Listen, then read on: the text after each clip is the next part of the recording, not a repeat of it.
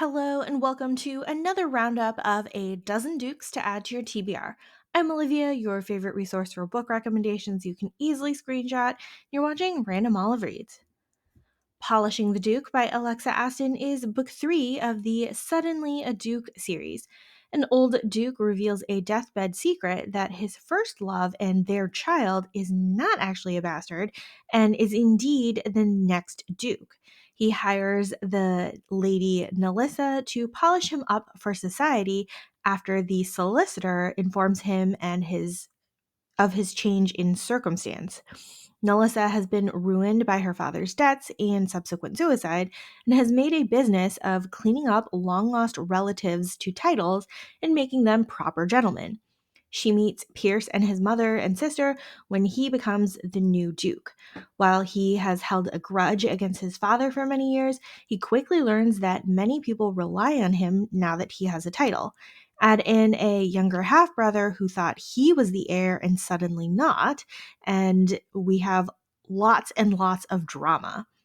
Though Nelissa has no hopes of marrying, she and Pierce are instantly attracted to each other, and I liked how she got along with Pierce's family.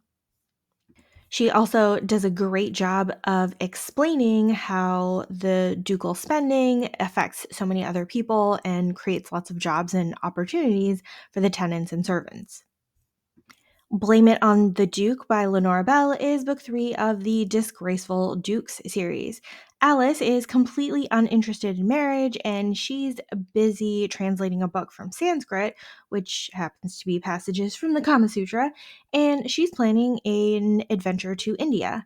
Nicholas is also uninterested in marriage and wants to enjoy his life before he undoubtedly goes mad like his father and other ancestors. When their fathers play a game of cards, a betrothal between Alice and Nicholas is won.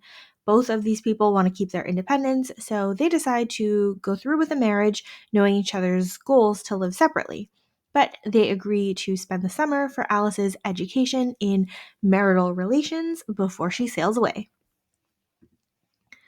Tall, Duke, and Scandalous by Amy Rose Bennett is book 3 of the Byronic Book Club series. Jane gets caught trying to steal a rare book from a Duke's library, but instead of getting in trouble, he proposes marriage. Christopher is the newly inherited Duke with a reputation for throwing debaucherous parties, but really he's hiding the fact that an assassination attempt has left him unable to recognize or remember faces of the people around him. He needs help navigating everyone, as well as try to find his potential killer.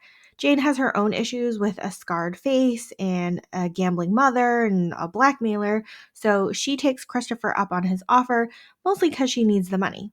Both of these people are pretty slow to trust each other due to their past hurts, but the physical affection starts early and often. The Truth About Cads and Dukes by Elisa Braden is book 2 of the Rescued from Ruin series. Our quiet and shy Lady Jane has somehow befriended a charming rogue, usually commiserating about his overbearing Duke of a brother. Jane thinks that she's helping her friend in stealing back some jewelry, but really she's set up for a prank, and a bunch of gentlemen catch her in breaches, breaking and entering. Completely ruined, the overbearing Duke Harrison now offers her a marriage of convenience to save her reputation and clean up his little brother's mess. These two are total opposites, but slowly get to know each other after their marriage, and we get to see Harrison's very protective side. Someday My Duke Will Come by Christina Britton is book 2 of the Isle of Sin series.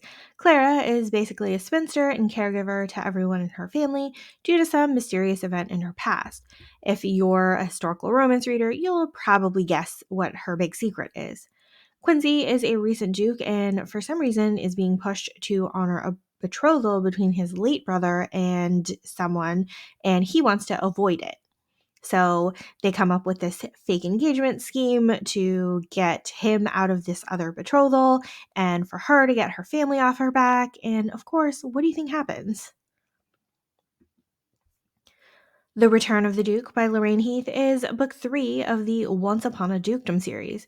Marcus, who is a disgraced duke's heir who was stripped of all his titles and money, is out to find out the truth about his father. We start at his father's mistress's house to get more information. And it turns out she's not really a mistress. She was just a cover story and actually a spy who's trying to spy on that duke. They team up to try to figure out some underlying treason plot and hopefully clear his father's name. The Duke in Question by Amelie Howard is book 3 of the Rules for Heiresses series. Bronwyn, the younger sister of a duke, is now some sort of female spy known as the Kestrel, and she's on her way to America on her brother's ship to give warning of an abduction attempt on the president.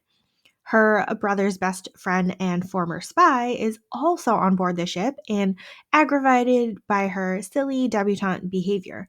Meanwhile, they're both intensely attracted to each other despite their adversarial relationship.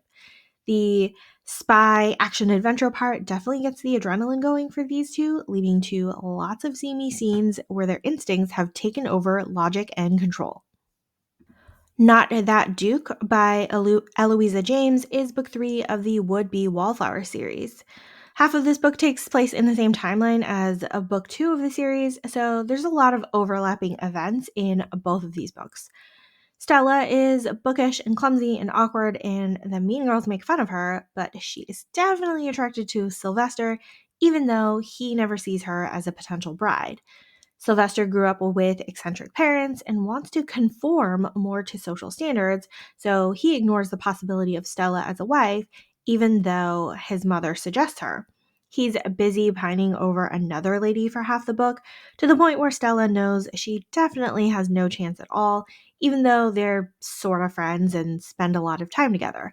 Poor Stella is just getting the short end of the stick for this whole book and is incredibly insecure, while Sylvester is constantly doing and saying the wrong thing and oh so very slow to realize that he's in love with Stella. The Duke Effect by Sophie Jordan is book 7 of the Rogue File series. Youngest sister Nora studied healing with her father, who was a doctor and has been serving as the village healer since his death. Unfortunately, she's also been corresponding with people who have written letters to her deceased father and then signing her father's name with her medical advice. When Army Colonel Constantine is back in England as the heir to a duke, he looks for Nora's father for a medical consult, and he's really upset to find out that he's been corresponding with Nora and thinks that she's a charlatan. With the threat to her reputation as a healer, she does everything she can to convince him that she's qualified and competent, including sneaking away from home to see him in London. While it all works out for the pair romantically, it was a little weird that Nora's older sisters never came calling for her, but still, it was a really fun romance. How to Forget a Duke by Vivian Lorette is book 1 of the Misadventures in Matchmaking series. A starchy and serious duke hires a matchmaking company to find a wife, but the matchmaker thinks that he's hiding something, so she decides to go to his estate to investigate. Except on the way there, she gets into a boat accident, hits her head, and loses her memory. And then the duke finds her stranded on the beach and needs to nurse her back to health. He knows who she is, but is instructed not to tell her anything. Of course, now that she's not investigating the man, she ends up falling in love with him. The Unsuitable Duke by Susanna Maderos is a book 4 of the Landing a Lord series. Ellen is a widow to a cruel husband, and she is paired up with her childhood friend Charles, who is now a duke. Apparently, when they were young, Charles pushed her away as a friend, and then when he realizes that she grew up to become an attractive young woman, she was already betrothed. Now, out of mourning, Charles is taking the chance to court her, even though Ellen doesn't trust his motives. Shameless Duke by Scarlett Scott is book 4 of the League of Dukes series. Secret League leader and Duke Lucian has been assigned a partner from America to assist with his investigation of Irish terrorists. The overbearing and arrogant Duke is, of course, completely surprised when the agent who shows up is the ultra competent female Hazel. They spend the first quarter of the book arguing with each other until Lucian starts to begrudgingly accept Hazel's input.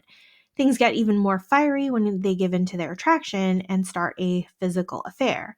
Meanwhile, they're still trying to solve the case of the Irish terrorists, and Lucian starts the book as someone totally judgmental, but slowly starts to realize his own limitations and softens towards Hazel. Both Lucian and Hazel have tragic histories in relation to love, and it was nice to see them open up to each other about their pasts. Thank you so much for watching this video. Hopefully you found a book or two to add to your TBR. Links to all of these books are in the description box. Like and subscribe to get updates, and you can follow me on Instagram at randomolive.